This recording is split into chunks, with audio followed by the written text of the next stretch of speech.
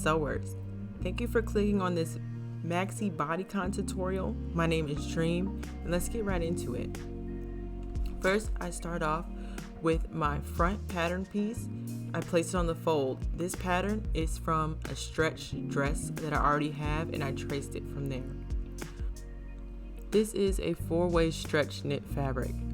I place the front piece on the fold, and I measure from my belly button down 43 inches. That's from my belly button to the floor plus seam allowance. Then I measure from the outside around the 43 inches and mark it, and measure 5 inches from that outside marking at the bottom so that I can make a flare. We're going to add seam allowance to the bottom. The rest of the dress pattern already has seam allowance, and we're just going to cut that out. Now for the back piece. This piece I place 5 inches away from the side of the fabric. This case is away from the fold. Then we're going to measure down 43 inches from the belly button again, plus another 5 inches in length, and place that marking at the edge of the fabric. I measure 43 inches again from the outside and make a mark 5 inches towards the outside seam, and just for good measure I place the front piece on top.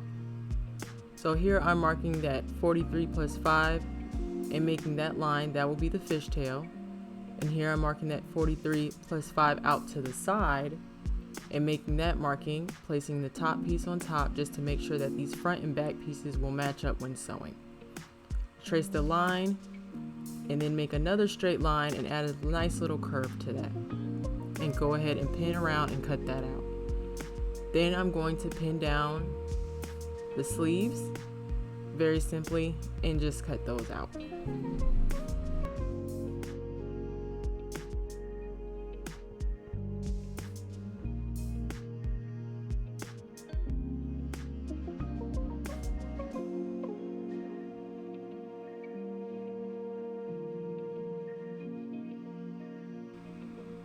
This is the fun part where I get to start sewing. I'm going to do a straight stitch with the back 2 pieces and just stitch up that center back seam. On a normal dress that I would make out of this material, I would not have a center back seam. I would just cut it on fold. But since this one has this nice fishtail in the back, I have to flare it out, so we have to make a seam down the back. If you have a serger, I would go ahead and just serge this seam because it does take some stress. And if you're like me and do not have a serger, I will just straight stitch it down and then go back and do a zigzag stitch to secure this seam.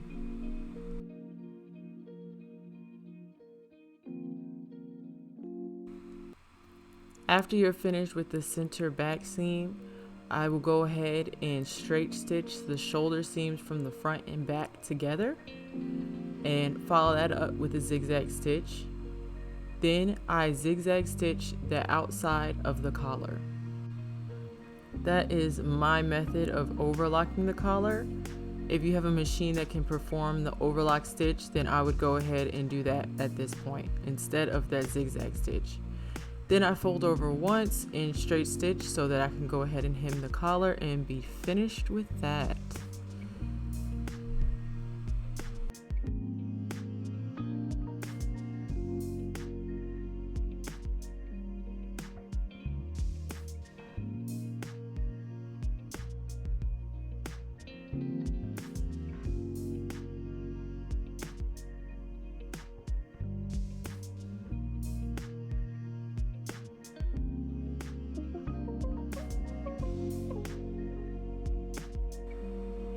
I don't know why, but sewing on sleeves is one of my favorite parts of sewing a dress or a top. My method of doing it is I fold the sleeve in half, mark the center, match that up with the seam of the dress, the shoulder seam, and pin down to each side. I'll go ahead and do a straight stitch down there, and sometimes I'll follow it up with a zigzag stitch. Sometimes if I'm lazy, I won't. Then I sew down the sides, the sleeves, and I hem the sleeves. This part was very time consuming and slightly annoying. I tried it on myself first and then on the dress form, and here I'm just making the adjustments. I had to take in the sides about an inch on each side and the back about another inch to an inch and a half. Here I'm pinning it to the right size. I had to repeat this process about 2 or 3 times until I got it to the fit where I really, really liked it.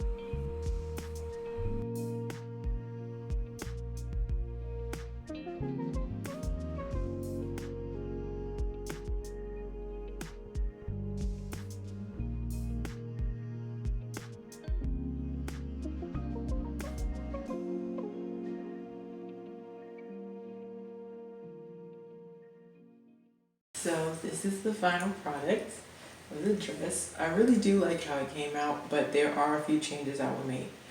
One is when I measured from the belly button to the floor, I guess I didn't add enough seam allowance because this is a touch shorter than I am, and for her it doesn't even hit the floor. But it's still nice and long. It's still not like super high. It does not ever show my ankles. So it'll sit like right, it'll break a mid break. So like right where my shoelaces would be if I were wearing shoes with laces. Another change was on the pattern.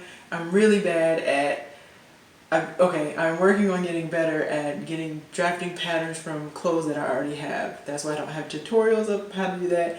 I just guide you to someone else's because I'm still getting better at it.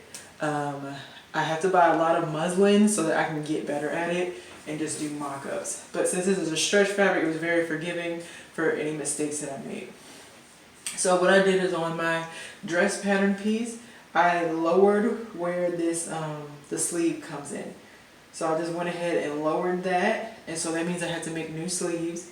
And what I'm going to do is just copy the front to the back and just change where the neckline is on the back and make it a little higher. I'm also going to bring the neckline in a little bit. I brought it in about an inch from the very top so that it's just a closer one. I still like this neckline a lot.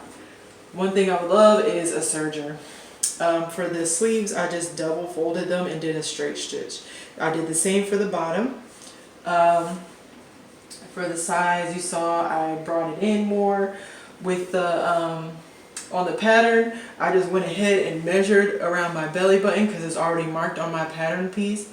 And I just divided that by 4 and put that there. And I'm just going to copy the front to the back. So because I made another dress with that same pattern of the dress, and I had to bring in the sides again, so you know, get a little thick. So but I really do like it.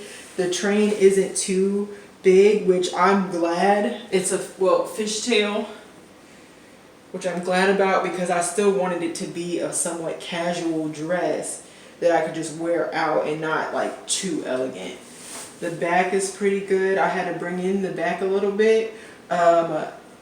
If I was going to make a regular dress without this back, I would have left out this seam and I would have just cut the back on the fold as well as the front. But since I was making this come out a little more and be more of like a fishtail, then that's why I kept this seam. Otherwise I wouldn't, or if it was more of a stiff fabric, then I would have that and have a zipper in the back, but then I would also have to very much change the front to be more form-fitting.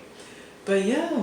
This is the final piece, and I'll show some pictures with me wearing it later.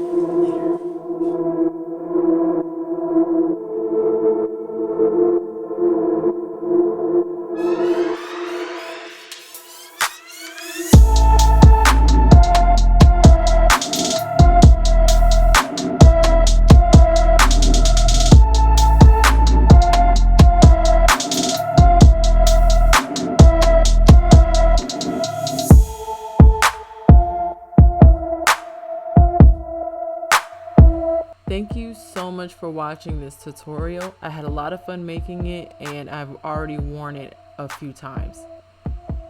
I post every Tuesday, so please like and subscribe for more DIY videos and me trying out new types of crafts. Follow me on Instagram and follow my blog for more daily and weekly crafting updates. Please be safe and have fun crafting.